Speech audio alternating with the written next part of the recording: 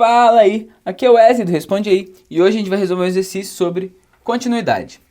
O enunciado fala assim, ó: calcule a constante a para que a função abaixo seja contínua. Ele fala que o nosso f de x, para quando x é maior ou igual a zero, vale cosseno de x menos a. E para quando x é menor que zero, vale essa expressãozinha feia. Legal, vamos garantir a continuidade. Mas onde? Onde que pode ser que a função não seja contínua? Esse ponto é exatamente no x igual a zero, porque olha que interessante. Pode ser que dê problema, porque para x menor que zero, a função tem uma expressão. Para x maior ou igual a zero, ela tem outra expressão. Então vamos garantir a continuidade exatamente no ponto x igual a zero. Mas, beleza, descobrimos aonde a gente vai ter que garantir a continuidade. Mas o que a gente faz para fazer isso? Então, para garantir a continuidade, a gente vai estar falando sobre o quê? Limites laterais. A gente vai ter que falar que os limites laterais, eles são iguais. Ó. O limite quando x tende a zero menos, ele é igual ao limite quando x tende a zero mais. E tem que ser igual ao valor da função no ponto, o nosso f de zero. No caso da nossa questão, a expressão tem um valor para quando x é maior ou igual a zero. Ou seja, esse caso aqui já está garantido, esses caras já vão ser iguais. Mas a gente vai ter que garantir se esses dois caras aqui são iguais. Legal, então vamos começar fazendo essa análise aqui. Vamos achar quanto vale esse cara. Para achar quanto vale esse cara, vamos fazer o nosso limite. A expressão tem essa cara. Como a gente tinha comentado, para x maior ou igual a zero, vale cosseno de x menos a. Então vamos fazer esse limitezinho. Vai ficar limite quando x tende a zero mais de cosseno de x menos a. Vamos colocar x igual a zero mais aqui dentro. Vai ficar cosseno de zero menos a. Opa, cosseno de zero é igual a 1. Então vai ficar 1 menos a. Então, um dos limites laterais a gente já encontrou.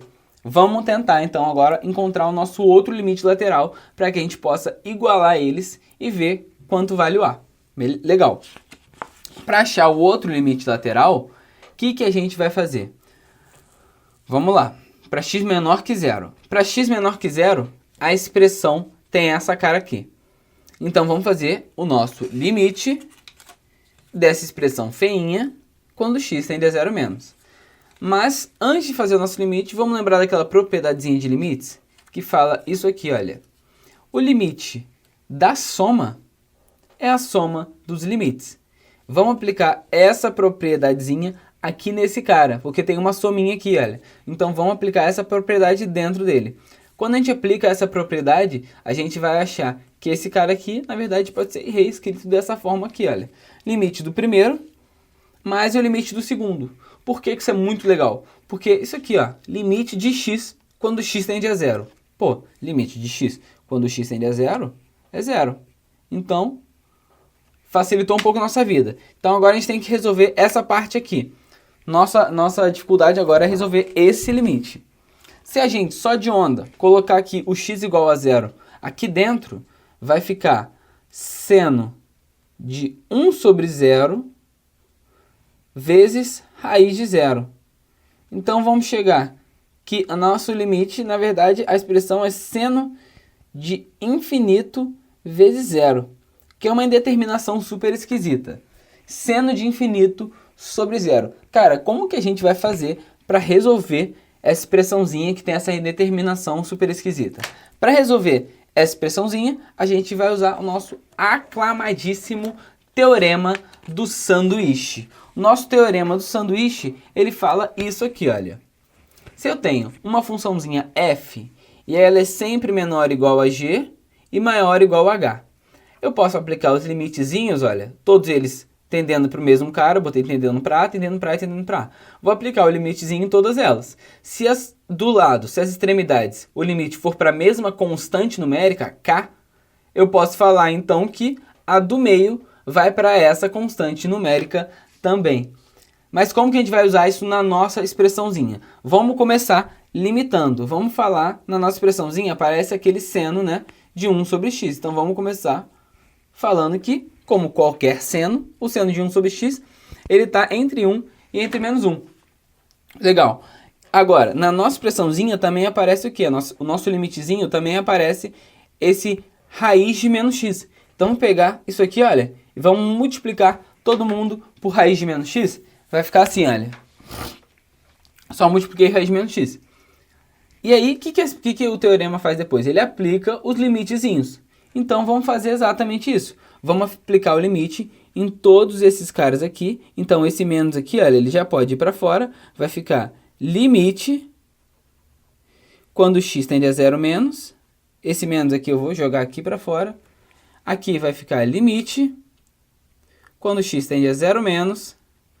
E aqui vou aplicar limite quando x tende a 0 menos. Cara, esse cara aqui do meio é exatamente o limitezinho que a gente está tentando descobrir. E olha que legal. Nas extremidades, limite de raiz de menos x quando x tende a 0. Maneiro, isso aqui vai para 0. Do outro lado, acontece a mesma coisa, isso aqui também vai para 0. Opa! As extremidades deram uma constante numérica igual. Então, o do meio também é essa mesma constante numérica, que é o nosso 0.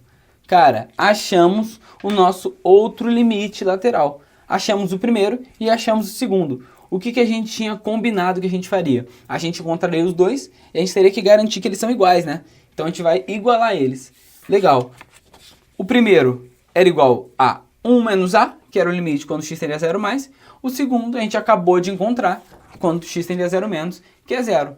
Igualando esses dois caras, a gente vai chegar aqui, 1 menos a é igual a 0. Então, a é igual a 1.